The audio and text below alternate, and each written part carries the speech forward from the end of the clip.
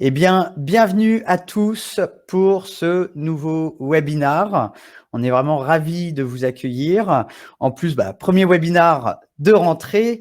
Et donc, pour ce webinar, avec Samuel, nous allons vous parler de SXO, donc le Search Experience Optimization, rien que ça, et notamment dans un enjeu de booster vraiment les transactions et le chiffre d'affaires de votre e-commerce. Et donc, on va partager avec vous des bonnes pratiques et tout un lot de conseils. Et donc, j'ai la chance de faire ce webinaire à tes côtés, Samuel. Samuel, un grand merci à toi d'avoir accepté la proposition. Tu es directeur conseil chez Chooseit. Est-ce que tu peux justement nous en dire un peu plus ? Oui, bonjour à tout le monde. Donc moi le métier de directeur conseil, en fait, l'idée c'est d'accompagner en amont des projets, pour trouver la bonne solution, la bonne réflexion autour, d'une entreprise ou d'un objectif de digitalisation de l'entreprise. J'accompagne nos clients à trouver la meilleure solution et le meilleur produit pour pouvoir réaliser leurs objectifs, qui peuvent être des objectifs e-commerce ou des sujets autour d'outils un peu plus spécifiques comme des intranets ou des extranets, quoi. Super. Et chez Chooseit, du coup, tu peux nous en dire un peu plus sur vos activités ? Chooseit, c'est une agence digitale qui existe depuis un peu plus de 22 ans. Donc, on a 4 grandes expertises qui sont cette partie conseil dans laquelle je travaille, qui accompagne surtout sur de l'audit, du cadrage, de la réflexion autour de projets et notamment de projets e-commerce. On a ensuite ce qu'on pourrait appeler la production avec 2 expertises qui sont UI, UX, donc l'expérience utilisateur et la réalisation graphique. Et le pendant de ça, c'est la production à proprement parler avec des solutions comme Silus, Shopify ou PrestaShop, qui sont des solutions e-commerce qu'on développe et qu'on utilise pour nos clients. La dernière partie chez Chooseit, c'est l'expérience et la web perf, l'expérience analytics et la web perf. Donc l'idée, c'est de mesurer tout ce qui est fait sur nos applications pour rentrer dans un cycle d'amélioration continue, parce que à partir du moment où j'ai de la data et une idée de volume de transformation, je peux de temps en temps améliorer une UX ou une performance d'un site. Donc notre métier, c'est vraiment le développement de sites web, d'applications sur mesure, de solutions e-commerce, d'extranet pour nos clients. En fait, on travaille dans tous les secteurs d'activité, que ce soit en B2B, B2C, parce qu'on développe à la carte selon les besoins de nos clients. On a un client, un projet. On n'est pas éditeur de solutions à proprement parler. On fait que du spécifique. Super, au top. Très important d'ailleurs en e-commerce et en SXO, on va le voir, le sur-mesure est quand même extrêmement important.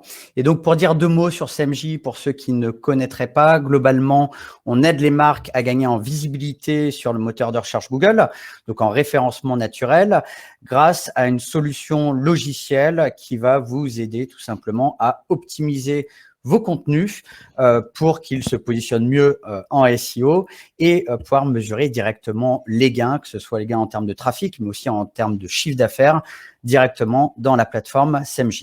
Et donc, on a la chance d'avoir des belles marques comme Leroy Merlin, Decathlon, Boticinal en e-commerce qui l'utilisent au quotidien.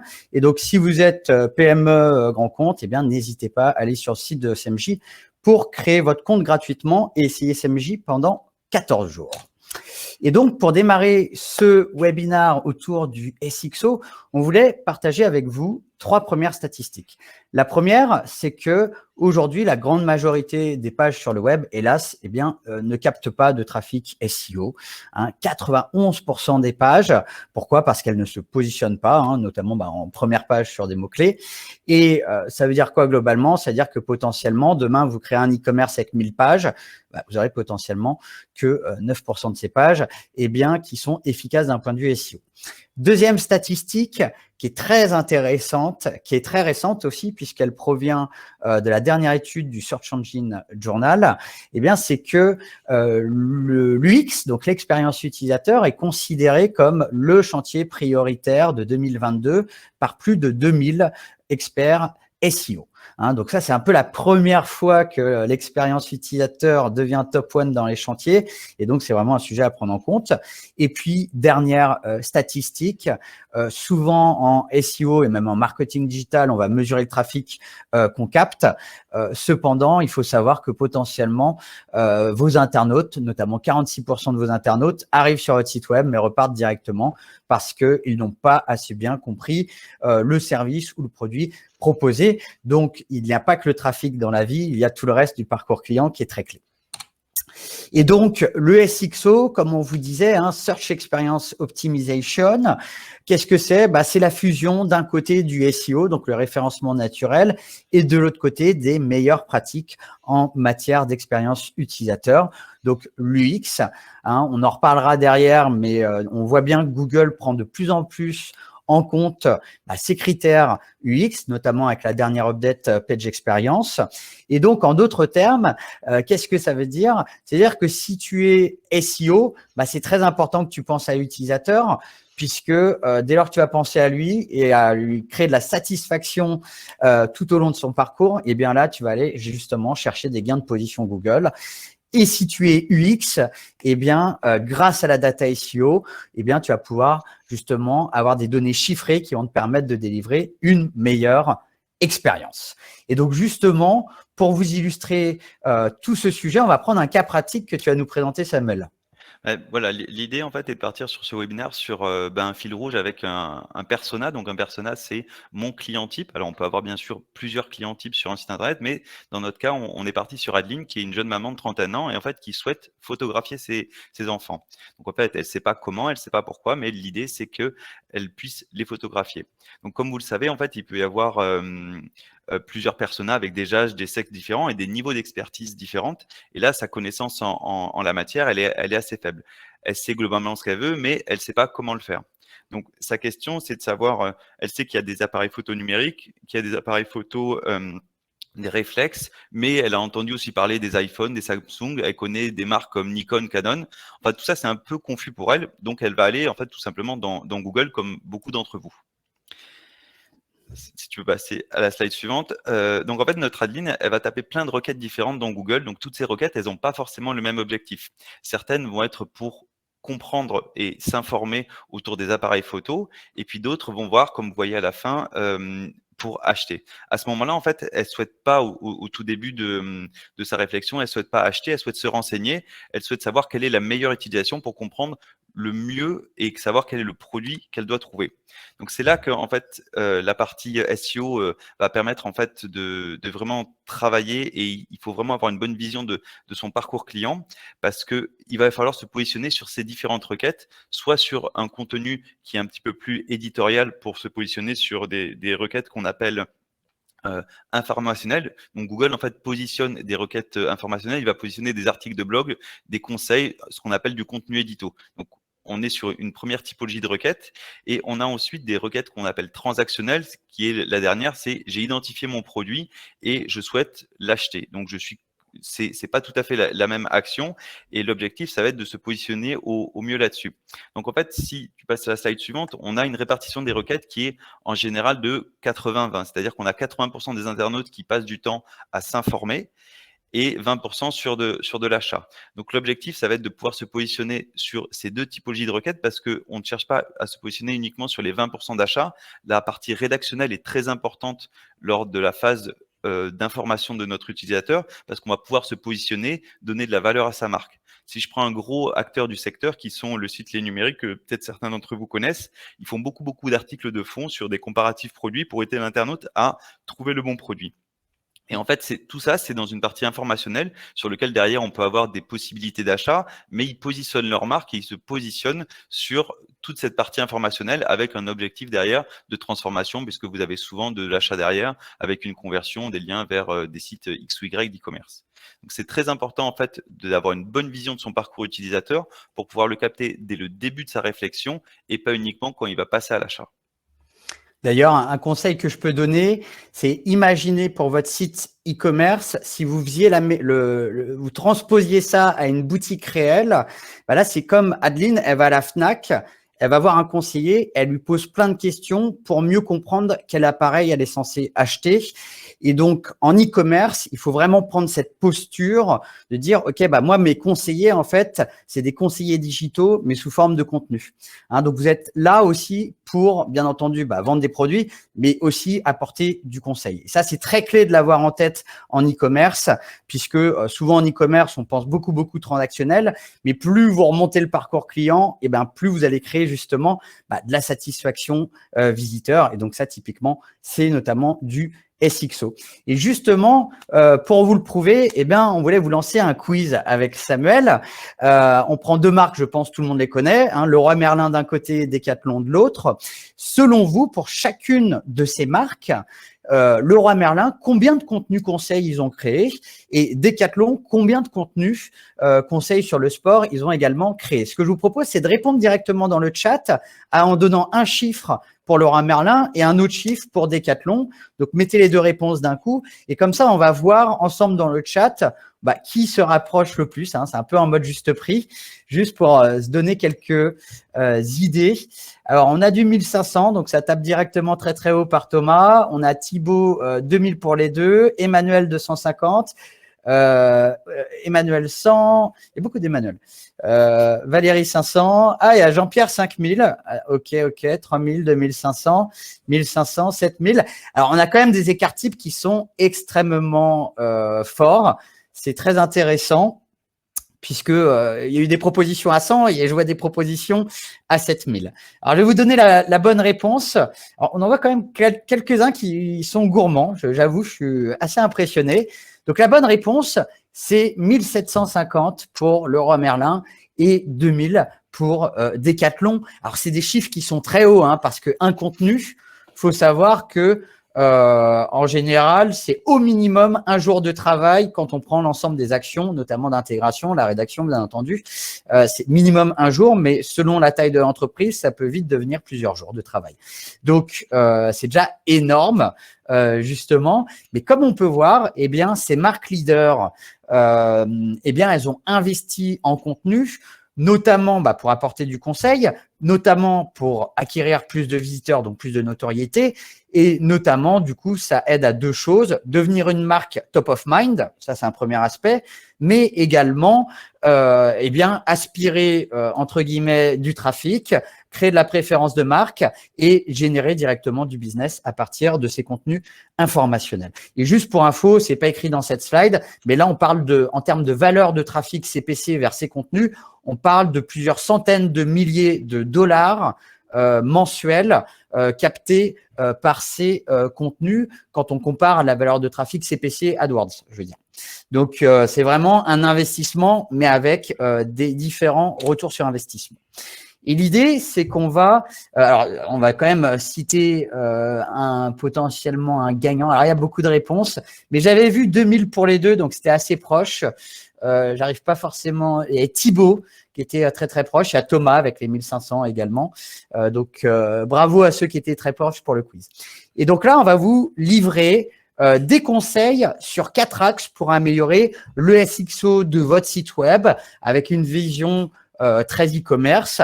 On va déjà chercher à améliorer l'arborescence de votre e-commerce, puisque c'est un travail qu'on fait souvent au début de la création du site e-commerce, mais on va voir ensemble, c'est important de le refaire.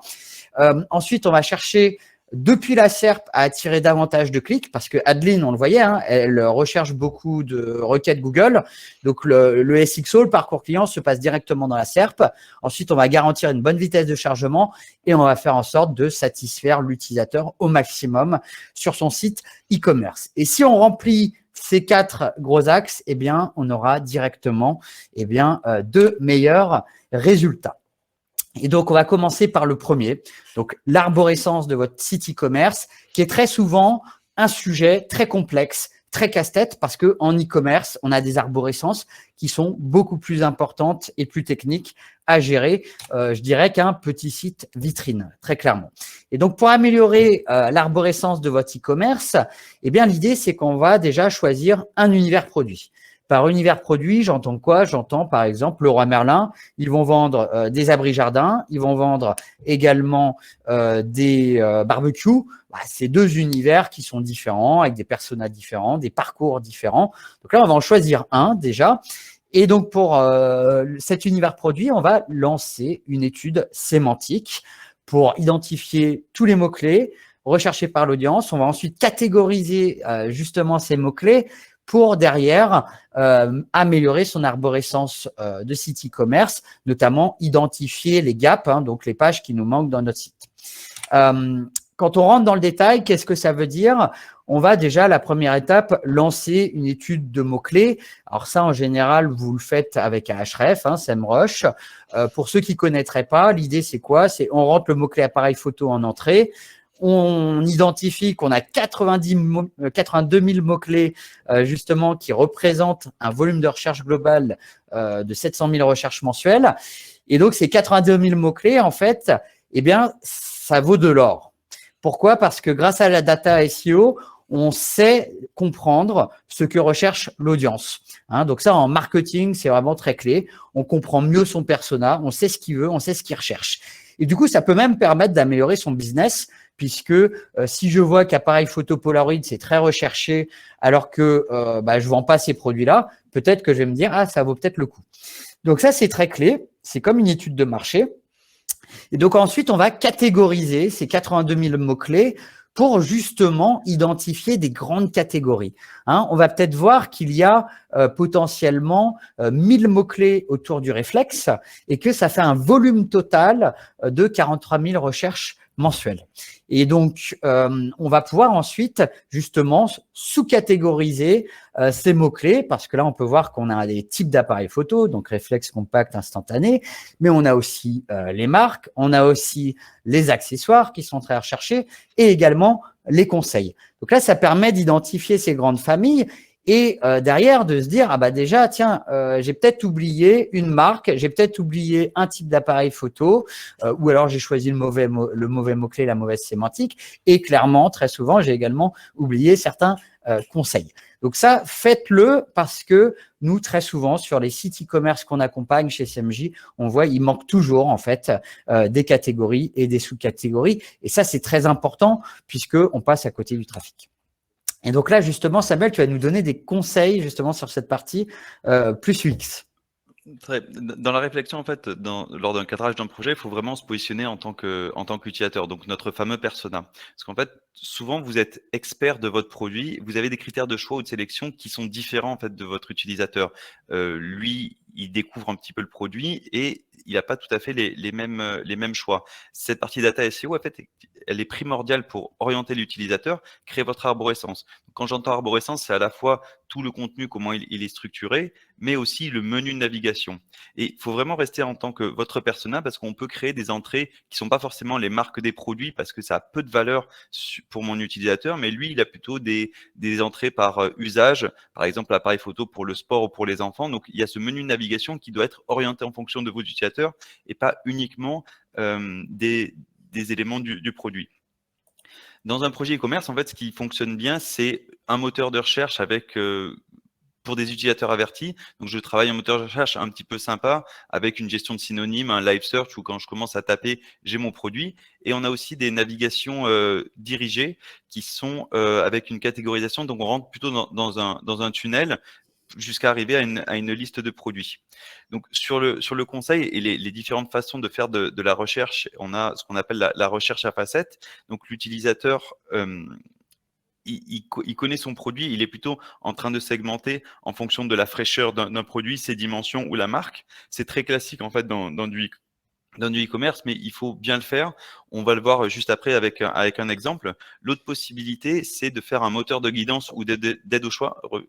C'est j'expose mes envies et le système va me proposer des questions et au final une solution. Je prends un exemple encore une fois sur notre appareil photo.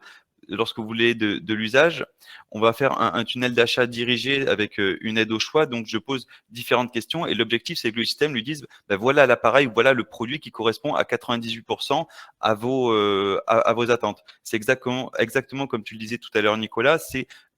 Si j'ai un conseiller en magasin, il va me poser différentes questions. Le système peut proposer différentes questions et au lieu d'arriver sur un listing de produits, il va vous dire c'est celui-là qu'il faut acheter parce que c'est ça qui correspond à vos attentes. Donc ça peut être intéressant en termes de parcours utilisateur dans un sujet e-commerce. Et pour revenir sur notre recherche à facettes, je vous ai pris deux exemples qui sont le site de la Fnac et Canon. Et on peut voir que les recherches à facettes sont différents. Et c'est pas parce que vous en faites un système de recherche à facettes que vous avez tout gagné. Il faut toujours se positionner en tant qu'utilisateur. Et là, on a deux sites qui veulent vendre le même produit, mais pas avec la même approche. À gauche, on a un expert en fait qui a plutôt fait une recherche à facettes en fonction de catégories techniques, de marques, de puissance, ce qui ne parle pas forcément à notre utilisateur qui n'est pas expert. Et à droite, en fait, vous avez une recherche à facettes qui est plutôt par une expérience. Donc, c'est quel est mon usage? Est-ce que c'est plutôt pour faire du sport ou du voyage? Et on va arriver derrière sur un listing de produits, mais sur la partie 2, l'ensemble des produits vont correspondre à mon besoin, par exemple pour prendre mes enfants en photo, alors que sur la partie 1, si je prends un appareil photo réflexe, la liste des produits ne correspondra pas forcément à mes attentes, puisque certains réflexes seront plutôt pour le sport et pas pour les enfants. Et l'expérience d'achat ne sera pas pareil, donc mon parcours ne sera pas tout à fait optimisé, tout simplement à cause de ma recherche à facettes qui est à la base une bonne idée, mais qui n'est pas forcément pensée selon l'attente de mon persona. Et là, typiquement, Adeline va potentiellement cliquer sur niveau d'expérience débutant et parfait pour famille. Exactement. Et l'ensemble des produits seront destinés à son besoin. Donc là, elle va plutôt ensuite filtrer par prix ou par disponibilité ou des choses comme ça. Super. Donc là, vous l'aurez compris, hein, cette partie arborescence est vraiment très clé pour aider justement Adeline à trouver le bon appareil photo. Et Adeline, comme on le voyait, elle va également, au final, mener plusieurs recherches Google, plusieurs requêtes. Donc, elle a passé du temps au sein de Google, au sein des SERP, donc les résultats Google. Et donc, c'est très clé de se dire, OK, le SXO, c'est pas que mon site Internet, c'est aussi ce qui se passe au final directement dans Google. Déjà, je voulais insister sur un point, c'est qu'il faut prendre en compte que sur ces dernières années, eh bien, justement, ces pages Google, elles ont énormément évolué. On peut voir à gauche, on a un screenshot de 2013, à droite, un screenshot d'aujourd'hui. Et donc, quel changement on peut identifier? Déjà, clairement, la partie publicitaire a quand même pas mal évolué. Après, voilà, hein, c'est une grosse partie du business de Google. Donc, clairement, c'est mis en avant. On peut voir également que sur ce type de requête très transactionnelle, au final, les résultats naturels, donc là en rouge, eh bien, ils occupent beaucoup moins de place au-dessus, enfin dans le haut de la page, clairement. Donc là, ça veut dire quoi? C'est-à-dire qu'on a un gros enjeu aujourd'hui de vraiment viser le top 3 parce que en dehors du top 3, vous allez vraiment avoir beaucoup moins de clics qu'il y a 10 ans. L'autre aspect, on peut le voir notamment sur des requêtes transactionnelles. Google met en place des nouveaux snippets, notamment là, c'est le People Also Ask. Donc en français, c'est les autres questions posées, où là, directement, Google affiche des questions et donc des réponses, on va le voir derrière. Donc, injecte de l'informationnel au sein du transactionnel. Ça, c'est important de l'avoir en tête. Donc, comme on disait au début, c'est que même en tant qu'e-commerçant, vous avez intérêt, du coup, justement, à apporter ces conseils à l'utilisateur et à Adeline. Là, ce qu'on peut voir, c'est une étude d'eye tracking, justement, sur les formats de page Google relativement récentes. Donc, l'eye tracking, ça permet de comprendre, justement, où s'arrête l'œil de l'internaute sur une interface. Et donc là, on peut identifier que l'œil va s'arrêter notamment clairement sur le premier résultat qui est une publicité, mais il va passer rapidement à droite potentiellement sur les autres pubs. Mais là où l'œil va beaucoup s'arrêter, c'est notamment l'AP0. Puis ensuite, les People Also Ask, hein, donc les autres questions posées par les internautes. Et derrière, le deuxième résultat naturel. Ça, c'est important de l'avoir en tête puisque on a intérêt, dès lors qu'on est positionné sur Google, à capter en fait l'attention du visiteur et lui donner envie de cliquer. Parce que si vous êtes premier sur Google, mais que vous avez 0% de taux de clic, eh bien, forcément, ça sera dommage. Donc, plusieurs conseils pour vous aider. Alors, je vais commencer par un conseil qui peut être un basique, entre guillemets, mais qu'au final est assez rarement appliqué. C'est penser à soigner le titre et la description qui apparaissent dans la SERP, puisque c'est vraiment la première expérience qu'Adeline va avoir entre votre site web et des concurrents, en l'occurrence. Et donc, le but, c'est qu'Adeline clique sur le vôtre. Et si le titre affiché par Google et la description affichée par Google lui donne plus envie et plus attractive, forcément, direct, on crée une expérience plus positive et donc vous augmentez potentiellement le taux de clic. Et donc là, on peut voir, sont plutôt malins chez Idealo, ils ont mis directement le mois et l'année pour bien montrer que leur contenu et leur page est très à jour. Autre conseil, ça va être d'optimiser déjà tous les articles de blog et les pages conseils que vous avez créés. Pourquoi? Parce que potentiellement, vous avez 80% ou 90% de vos articles de blog qui ne sont pas en P0. Et donc, en les optimisant, vous allez potentiellement justement aller chercher cette P0. Ils sont peut-être en 5e position. Donc, autant les réoptimiser, même s'ils ont été publiés il y a 2 ans, pour justement aller chercher cette P0 et donc driver énormément de trafic. Donc ça, c'est conseil Quick Win. Et donc, en l'occurrence, si vous créez votre compte gratuitement sur SEMJ, SEMJ scanne vos contenus, vos pages, vous les priorise et vous propose des optimisations. Donc ça, c'est vraiment un Quick Win à mener. Ensuite, comme on en parlait, on en a beaucoup parlé, des PA, donc les autres questions posées. Positionnez-vous en tant qu'e-commerçant, notamment comme un conseiller. Donc là, l'idée, c'est quoi? Ça va être de créer des contenus informationnels qui apportent des réponses à des questions. Et donc là, l'idée, ça va être de justement devenir visible dans ces autres questions posées. Pour y arriver, c'est au final assez simple. Il suffit de copier-coller la question et d'en faire votre sujet d'article et d'optimiser le SEO de l'article que vous allez rédiger. Derrière, vous allez être premier sur le mot-clé, quel est le meilleur réflexe à un prix très abordable. Si vous êtes premier sur ce mot-clé-là, eh bien, vous avez 100% de chance normalement d'être dans la PA. Autre idée ensuite, ça va être justement de profiter des différents snippets grâce aux données structurées pour prendre plus d'espace directement dans la SERP et fournir un maximum d'informations directement dans la SERP à Adeline. Par exemple, là, on peut voir que Darty donne un maximum d'infos sur le niveau de photographie, par exemple. Et là, Adeline va se dire, ah tiens, amateur, tiens, ça m'intéresse. Du coup, elle va plutôt cliquer sur la partie Darty, où notamment elle va voir le prix, elle va voir que c'est en stock, elle va voir qu'il y a des très bons avis, alors que le site de Canon.fr, là, elle va moins cliquer dessus, clairement. Donc là, l'idée, c'est vraiment prenez de l'espace dans la SERP, donnez un maximum d'informations qui sont utiles pour Adeline, et là, justement, vous allez augmenter votre taux de clic. Et donc là, justement, Samuel, tu vas nous expliquer techniquement comment on fait pour aller plus loin sur cette partie-là. Alors, ce qu'on voit à l'écran, c'est effectivement les rich snippets en fait qui sont issus des données structurées qu'on peut utiliser pour Google. Donc, si vous tapez données structurées dans Google, vous allez tomber sur notamment la doc de Google qui explique les différentes typologies d'items qu'il est capable de comprendre. L'objectif, c'est d'aider les moteurs de recherche à mieux comprendre dans quel contexte ils sont, à quoi sert la page. Et ça, il faudra le faire sur chaque gabarit de produit. Donc, si c'est un produit, une recette ou un article de cuisine, je vais clairement identifier avec un bout de code en fait que votre équipe technique peut insérer dans la page pour informer le plus possible Google dans quel contexte il est. Donc, ça se positionne sur chacun des gabarits de pages, donc sur des pages produits ou sur des recettes. Et c'est un petit peu la même chose sur ce qu'on appelle l'Open Graph Protocol aussi, qui permet notamment sur tout ce qui est partage avec les réseaux sociaux, donc dans Facebook ou des choses comme ça, il y a des tags qui peuvent être rajoutés pour améliorer l'expérience utilisateur lors d'un partage d'un produit.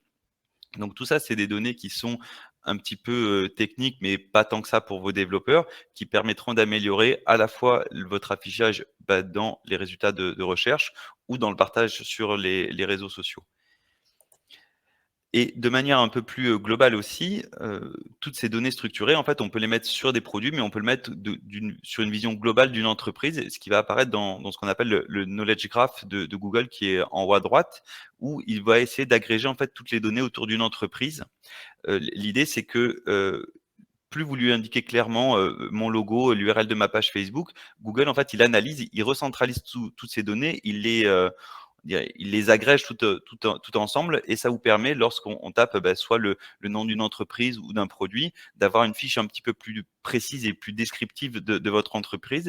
Et il y a des choses qui peuvent remonter comme vos avis Facebook ou une notation là sur un produit. Et c'est toujours de la visibilité que vous allez avoir en plus pour vos produits avec cet affichage dans les résultats de recherche. Donc l'objectif, c'est vraiment d'optimiser toute cette partie technique pour Google parce que plus vous lui facilitez la vie, plus vous allez ajouter des points sur vos critères de ranking sur une requête X ou Y. Tout à fait.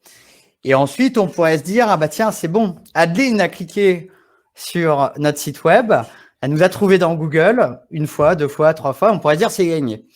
Et en fait, non, c'est pas du tout gagné, c'est même plutôt le début du combat, puisque l'enjeu, ça va être vraiment de satisfaire au maximum l'utilisateur.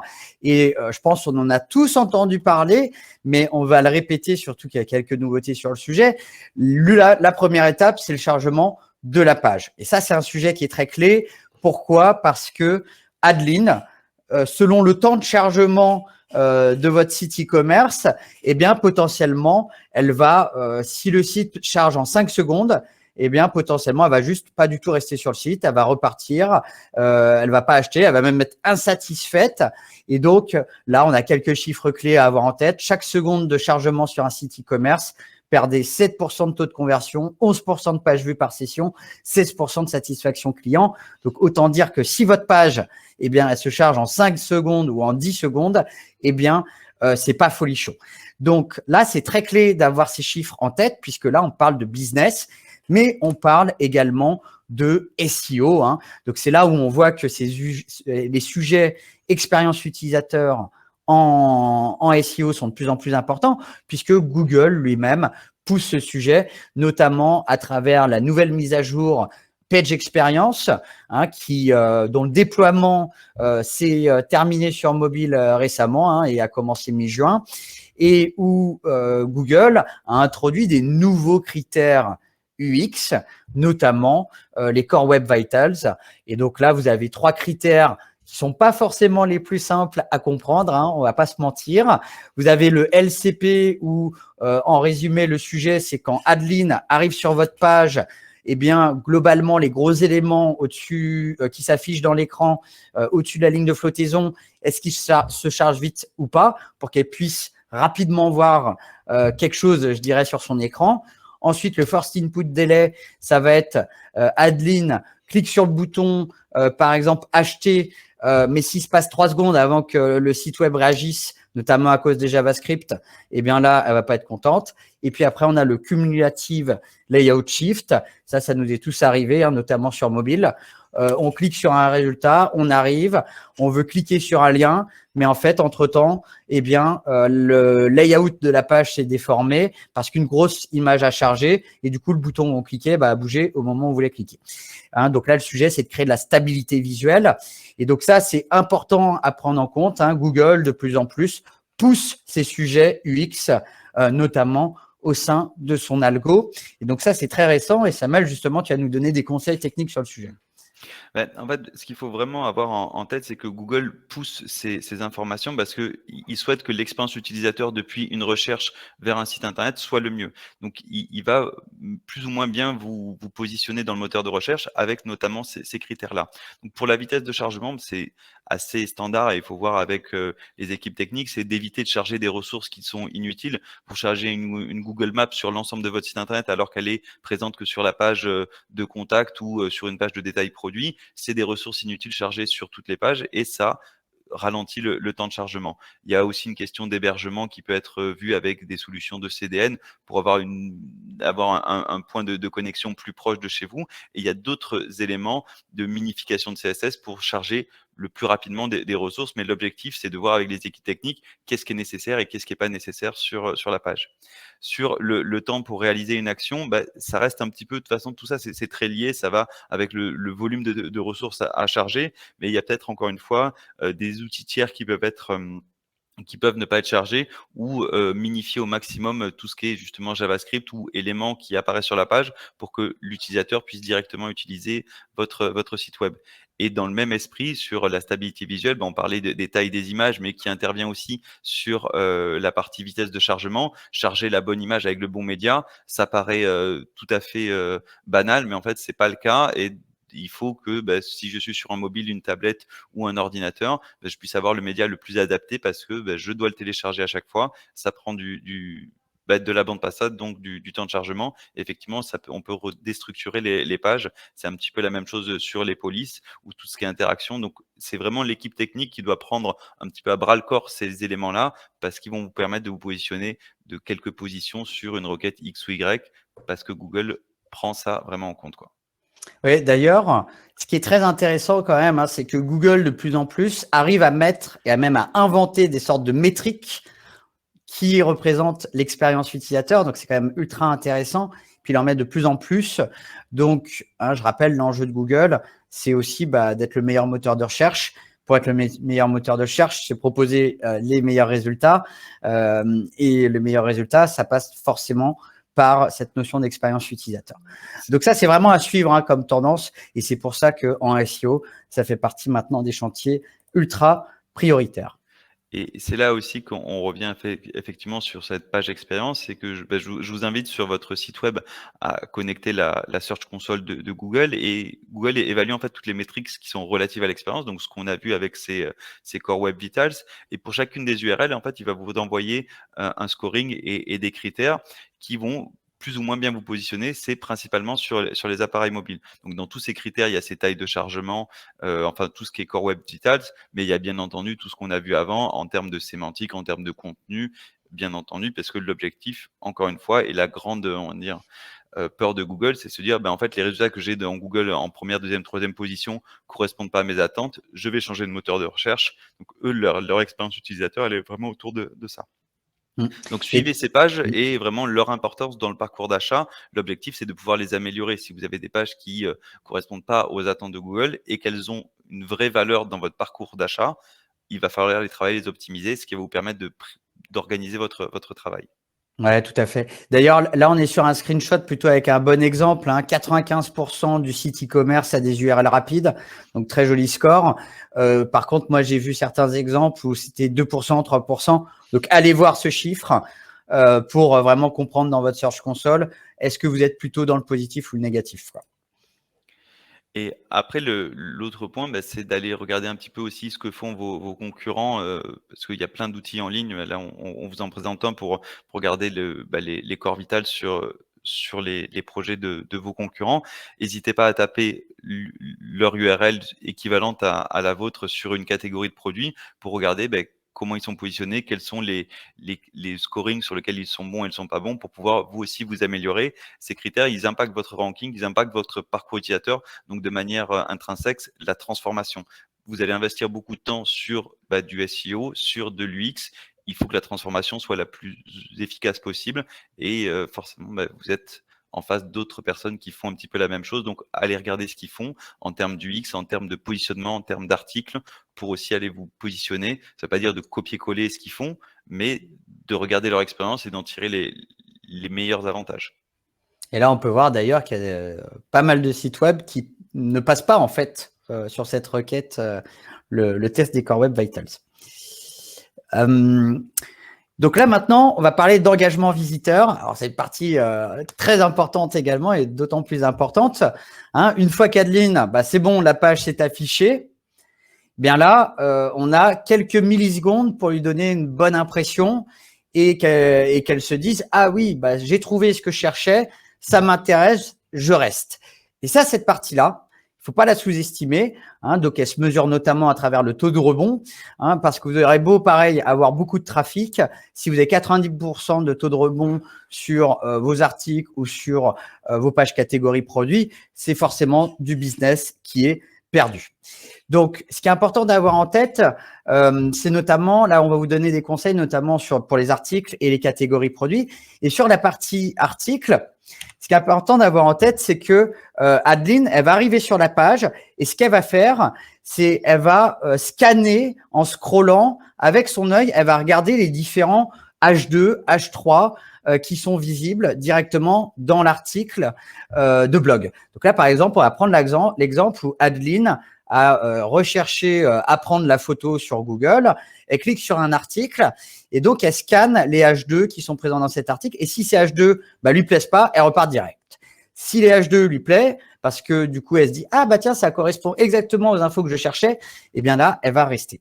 Et donc là, le gros enjeu pour réussir justement à avoir un article de blog qui donne une bonne première impression dans les premières millisecondes, eh bien, ça passe par l'utilisation des intentions de recherche.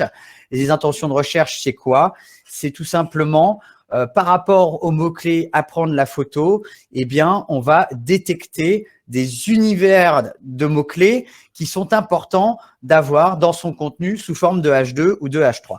Pour vous donner un exemple, là, on peut voir que là, avec l'outil CMJ, on suggère en automatique que dans un article de blog pour apprendre la photo, on a intérêt à faire un H2 avec un paragraphe, du coup, sur les techniques pour réussir un portrait. On a intérêt également à faire un H2 avec un paragraphe, s'initier à la photographie au flash et comment cadrer ses photos. Donc, tout ça, c'est les H2, les H3 qui, justement, vont taper à l'œil, entre guillemets, pour Adeline, parce que c'est exactement les différents points qu'elle va rechercher, justement, dans cet article. Et donc, du coup, eh bien, elle va rester sur l'article. Et donc, dès lors qu'elle reste sur l'article, potentiellement, après, elle va aller se balader sur votre site e-commerce. Et c'est que du positif d'un point de vue SXO, d'un point de vue business. Donc là, en l'occurrence, d'ailleurs, vous pouvez aller tester, notamment en créant votre compte gratuitement sur CMJ. Là, il y a les dernières technologies d'intelligence artificielle qui les génèrent en automatique. Et donc ça, il faut savoir que nous, on le voit à travers les différents clients qu'on accompagne et qui utilisent CMJ au quotidien. Eh bien, dès lors qu'on optimise le SEO d'un article, c'est simple, on multiplie par 8 les chances d'arriver en première page Google. Donc, je dis bien par 8. Donc, c'est énorme. Donc, pensez optimisation de vos pages. C'est très clé. Pardon. Et donc, pour vous montrer un exemple concret, ici, on a Decathlon qui utilise CMJ au quotidien avec justement les fameux 2000 contenus existants. Et donc, grâce à CMJ, en fait, ils priorisent les contenus en automatique qui doivent être optimisés. Et là, ils optimisent, par exemple, cet article sur le gainage. Et donc, c'est un article qui datait de plusieurs années et qui faisait 0 de trafic SEO. 0 de trafic SEO. Ils optimisent le contenu et donc, au bout de quelques semaines, eh bien, on peut voir qu'il fait plus de 3500 de trafic SEO. Et on peut voir également qu'avant, il se positionnait sur aucun mot-clé en première page. Et donc là, il se positionne sur plus de 50 mots-clés en première page. Donc, c'est pas parce que votre contenu est publié qu'il faut pas l'optimiser. Au contraire, c'est important d'optimiser vos anciens contenus. Et donc, sur la partie catégorie produits pour votre e-commerce, les conseils qu'on peut vous donner, c'est de mener exactement la même approche. Sauf que là, on est sur un gabarit de page qui est un peu différent, bien entendu. Vous listez des produits sur votre site e-commerce. Mais c'est un peu là, du coup, l'approche, la métaphore que j'aime bien donner, c'est de dire, c'est un peu comme quand vous arrivez dans un magasin, dans une boutique d'appareils photo, vous avez des rayons. Si c'est le bordel dans les rayons, forcément, c'est une moins bonne satisfaction que si vous trouvez directement le bon rayon qui correspond à ce que vous recherchez.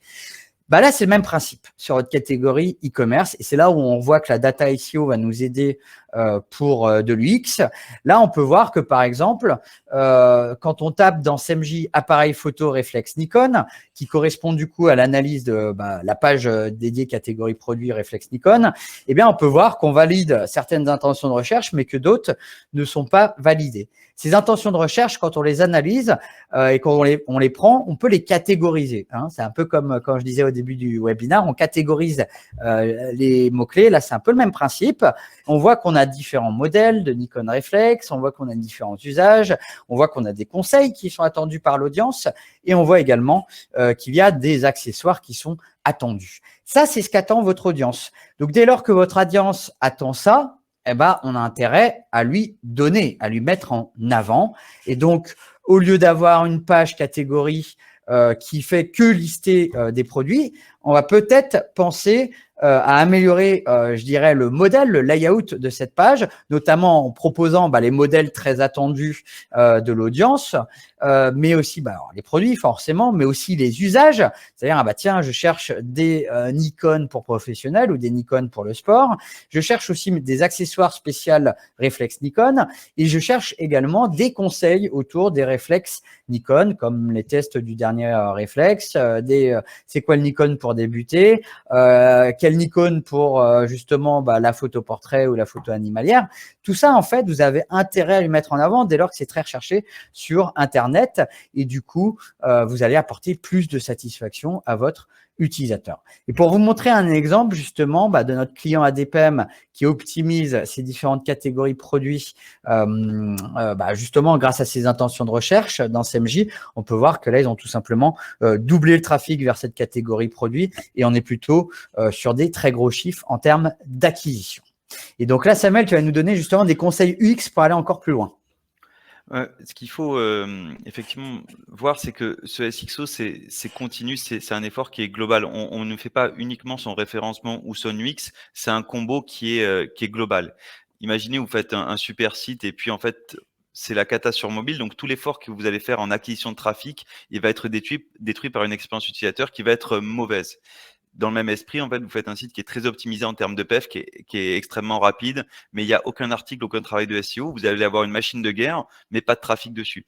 Donc, il faut vraiment mesurer les deux côtés et ce qu'il faut, c'est prendre du recul et se dire quel est le parcours utilisateur et comment mon client, je vais pouvoir le transformer. Et quand j'entends parcours client, c'est vraiment depuis la barre de recherche Google, qu'est-ce qu'il va vouloir voir en termes de titres, quelles sont les informations qui auront de la valeur pour lui dans le SERP et dans l'ensemble de son expérience d'achat sur le site internet.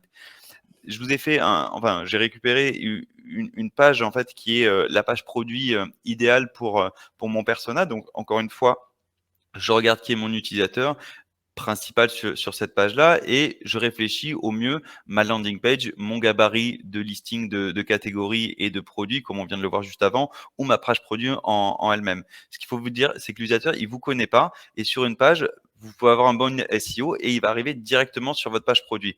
On revient sur notre Adeline qui veut acheter son Nikon 500. Elle arrive sur cette page. Est-ce qu'elle a toutes les informations pour être réconfortée pour son achat? Donc, on parle vraiment du X et se dire, est-ce que à ce moment-là, elle a besoin de naviguer sur différentes pages pour connaître un délai de livraison, un prix ou des éléments de réassurance? Voilà la page idéale, comment elle doit être réalisée.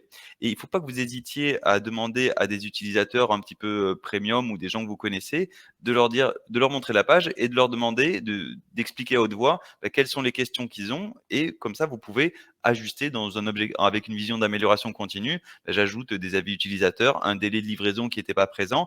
Demandez-leur vraiment ce qu'ils veulent parce que c'est eux qui vous diront comment construire la page pour leur meilleure expérience. Il y a aussi de nombreux outils, passe sur la page suivante.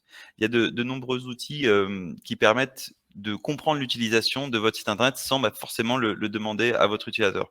On a bien entendu des outils d'analyse comme Google Analytics ou Mixpanel sur lesquels vous allez regarder qu'est-ce qui est tapé dans un moteur de recherche, quelles sont les pages les plus regardées, mais il est aussi possible de regarder la navigation de vos utilisateurs avec des outils comme Hotjar et on a un système de heatmap, donc c'est la même chose que le ice tracking, mais vous allez suivre la souris, voir les zones d'hésitation, quand est-ce que l'utilisateur quitte mon site internet. Donc ça vaut le coup de le coupler avec Analytics pour mieux comprendre vos pages produits et dans votre tunnel d'achat, ça vaut le coup de se dire à la page 3, l'utilisateur il quitte parce qu'en fait il y a sa souris qui passe au-dessus d'un bouton et ça lui plaît pas trop, donc je vais pouvoir travailler cette amélioration-là en termes du X.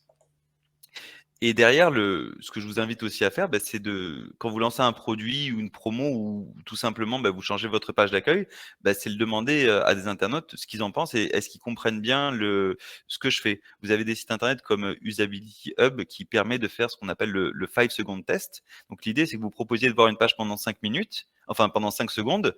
La page est coupée et vous posez des questions à l'utilisateur en disant qu'est-ce que je vends, quel est mon produit, dans combien de temps est-ce que tu seras livré ou tout simplement explique-moi mon concept.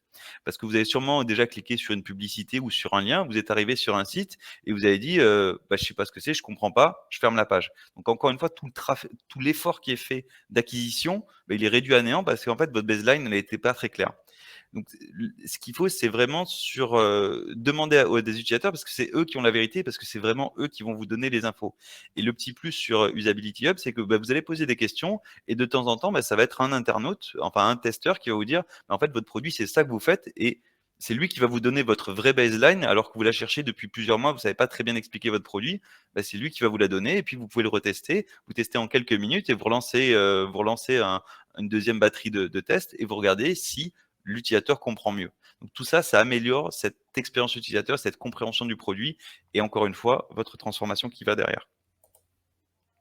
Ouais, ça c'est très important. Le feedback des humains, c'est très très important en plus de la pure data. Clairement.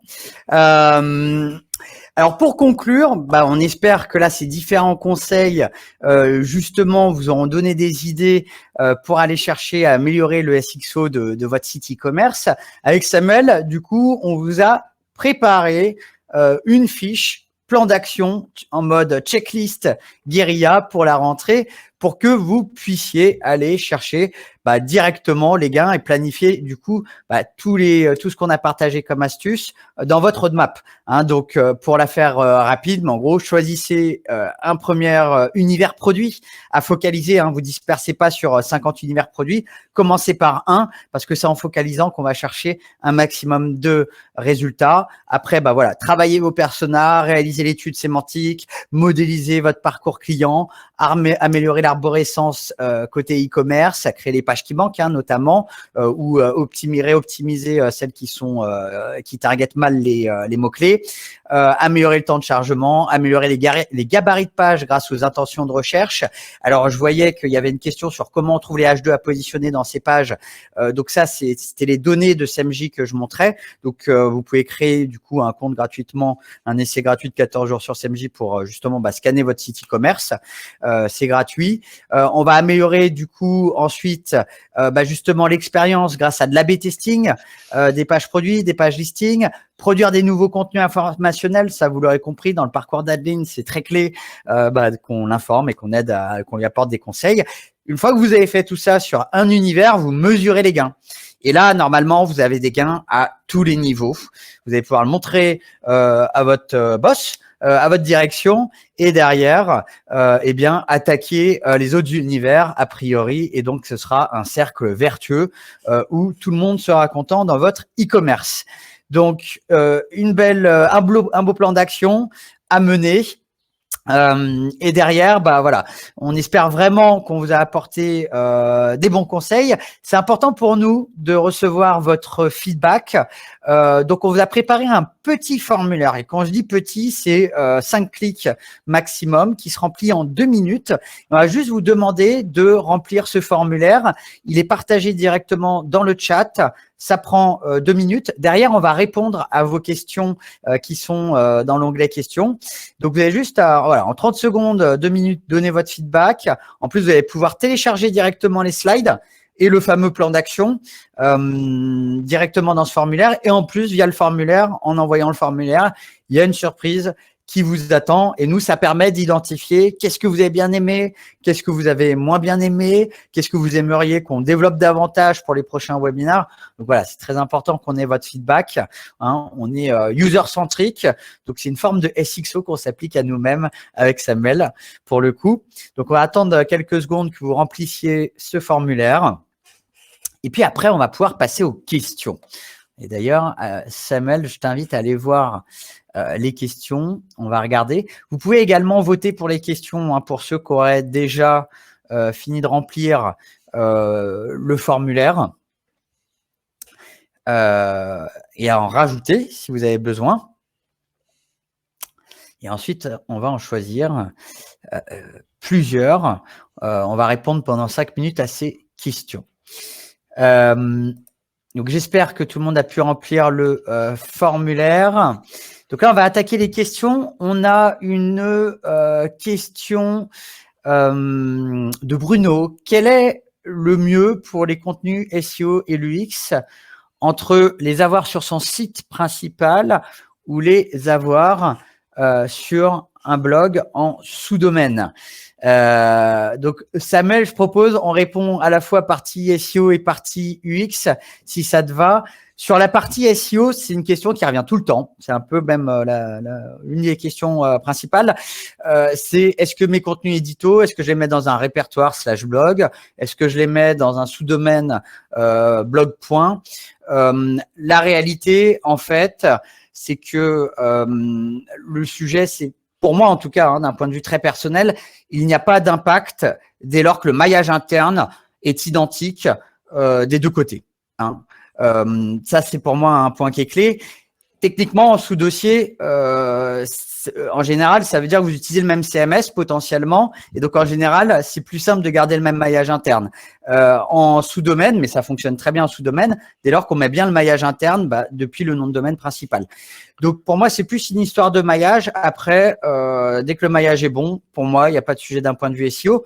Par contre, d'un point de vue UX, je suppose que Samuel, là, tu auras pas mal de choses à redire.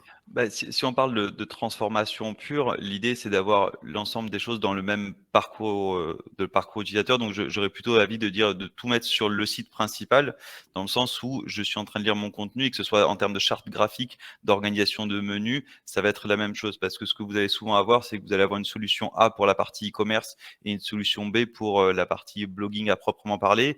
Et c'est pas que l'utilisateur va être perdu, mais il est plus dans le même environnement. Vous allez faire des liens dans un nouvel onglet parce que vous dites je veux pas que mon utilisateur il quitte non plus mon blog, ce qui est pas forcément un bon usage parce que on est encore une fois sur un parcours qui est transverse. Donc l'ouvrir dans un nouvel onglet est pas forcément apporte pas plus de valeur que ça.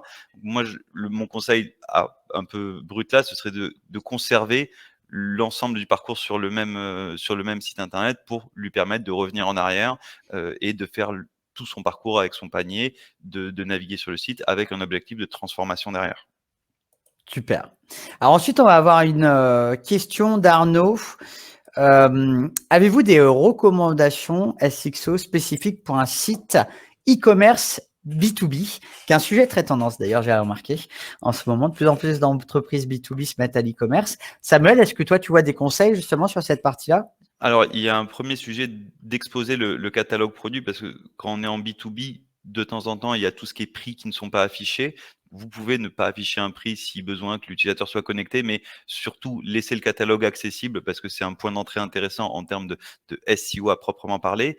Et sur une partie UX, je dirais que c'est la même chose qu'en B2C. On a un utilisateur qui est derrière, donc que ce soit les éléments de réassurance, les délais de livraison, le paiement et quelques choses qui sont particulières à l'achat pour une entreprise, ça reste les grandes verticales à travailler. Ce qu'il faut juste penser, par exemple, sur du B2B, c'est que de temps en temps, les gens n'ont pas de carte bleue, donc l'expérience d'achat, elle doit être associée à ça parce que je paye pas avec ma carte perso. Si je dois aller faire le tour des bureaux pour aller chercher une carte bleue, donc que ce soit le moyen de paiement ou toutes ces actions qui sont vraiment très spécifiques, il faut aller les voir. Mais encore une fois, voyez avec vos personas quel est leur usage au quotidien. Est-ce qu'ils ont accès à une carte bleue? Est-ce que c'est pas eux qui payent? Est-ce qu'il y a une validation? Donc c'est vraiment rester dans le parcours de votre utilisateur qui permettra d'améliorer son expérience. Ouais, tout à fait. Très important en effet de cette partie persona B2B. Du coup, c'est quand même le gros switch. Ensuite, on a une question d'un autre Arnaud. Samuel, recommandez-vous d'afficher des menus différents et personnalisés en fonction de la recherche Google? Par exemple, requête informationnelle de non-experts. Et là, on proposerait un menu débutant informationnel, alors que de l'autre côté, on va avoir un internaute qui est plutôt sur une requête transactionnelle Google, plutôt expert, entre guillemets, niveau expert, par exemple appareil photo. Et là, on propose plutôt un menu expert directement sur le site e-commerce. Ça pourrait être quelque chose de super intéressant. Donc, pas d'orienter pour Google le menu, parce que le menu va exister de manière globale, mais effectivement, selon le persona et dire est-ce que vous êtes plutôt expert ou pas expert, ou vous voulez plutôt telle ou telle info, personnaliser le site internet comme on va personnaliser des accès une fois qu'on est connecté. Ça peut être intéressant en termes de transformation. Il faut juste permettre à l'utilisateur, s'il devient expert, de switcher ou de changer, donc lui afficher clairement dans quel contexte il est. Mais c'est une super idée en termes de tunnelisation, on va dire, de mon parcours client. C'est je sais qui il est, je peux lui proposer uniquement des items associés. C'est un petit peu la même chose que ce qu'on voit sur des achats en ligne où on enlève l'ensemble du reste de la navigation pour être très focus sur le parcours. C'est une bonne façon de le faire. Il faut juste que l'utilisateur puisse à un moment donné reswitcher en mode classique ou normal s'il a envie. Mais et tout simplement après le A/B tester pour voir si ça fonctionne ou pas. Mais l'idée est plutôt bonne. Super. Et ensuite, on a une question de Baptiste. Avez-vous des conseils SXO pour un site de service en ligne? Est-ce que toi, tu vois des conseils, notamment UX spécifiquement pour les sites de services en ligne? Alors, je vois pas forcément d'ailleurs service en ligne. Qu'est-ce que ça peut, Bah, ça doit site être de service quoi? du produit immatériel à mon Ah avis, oui. mais on est Mmh. toujours sur la même chose, c'est Mmh. la réassurance, le parcours utilisateur. Donc, que Mmh. ce soit un produit immatériel ou matériel, si c'est la question, il n'y a pas de différence à proprement parler, qui sont plutôt la validation des éléments de réassurance, mais qu'on va retrouver de la même façon. Et sur une partie SEO, je pense qu'on se parle de la même chose, puisque ça reste un contenu qui doit être accessible et le plus précis possible, quoi. Ouais, bah d'ailleurs, moi je peux vous faire un retour d'expérience parce que SMJ on propose un logiciel, donc c'est de l'immatériel, et donc on crée des contenus sous plusieurs formats. Bah, ce webinar est un format de contenu, mais on a aussi plusieurs articles de blog pour apporter des conseils directement à la communauté. Et derrière, bah voilà, on a modélisé un peu le parcours client, les personas, etc. Et du coup, ça génère des inscriptions directement sur l'outil SMJ. Donc service en ligne, en effet, hein, c'est quand même toujours le même sujet. J'apporte des conseils, donc c'est du content marketing. Je pense au parcours et derrière, s'il a un problème, je lui propose ma solution, quoi. Donc très important. Je vais prendre une dernière question. Puisque là, il est midi. Bonjour, afin d'améliorer le FID, vous citez supprimer les scripts tiers non critiques, GA, Hotjar. Concrètement, qu'est-ce que cela implique? Ne plus traquer certaines pages? Merci. Alors, oui, en fait, en gros, c'est ça. Sur la gestion de votre CMP, par exemple, donc j'entends la gestion c'est les Acceptio ou Didomi, enfin des choses qui gèrent les cookies. Ne pas charger leur SDK à chaque fois, ça va vous améliorer le time to interact, donc ce FID. Et après, quand vous allez travailler sur Hotjar, vous êtes pas focus sur 100% de vos pages. Donc, si vous êtes très orienté sur comment j'améliore ma page produit, parce que humainement, vous allez travailler que sur ça, oui, chargez Hotjar que sur cette page-là, parce que ça n'a pas de la valeur de charger leur SDK sur l'ensemble des pages s'il n'y a pas de record associé là-dessus. Sur GA, peut-être pas parce que c'est un peu global, mais il y a des outils de gestion de tags qui permettent, une fois que vous avez chargé le SDK de votre CMP, vous mettez ça dans le local storage et vous n'allez pas charger tous les scripts pour rien parce que vous n'avez pas les accès. Donc, oui, le conseil, c'est d'essayer d'optimiser vraiment ça comme des ressources X ou Y JavaScript, quoi. Eh ben, merci pour tes réponses, Samuel. Merci à tous. N'hésitez pas, on n'a pas pu répondre à toutes les questions, il y en avait beaucoup. N'hésitez pas à nous envoyer vos questions directement par mail. Vous avez nos coordonnées en dessous. N'hésitez pas à m'envoyer un mail si vous avez besoin des slides également. Vous pouvez aussi venir me chercher sur LinkedIn. Je vous enverrai les slides si besoin. Merci à tous. On espère qu'on vous aura délivré un maximum de conseils en 1 heure sur le SXO. Et on vous revoit bientôt pour un prochain webinaire. Puis un grand merci à toi, Samuel, pour ton aide et tous tes conseils. Merci et puis à bientôt. À très bientôt à tous. Au revoir. Bye bye.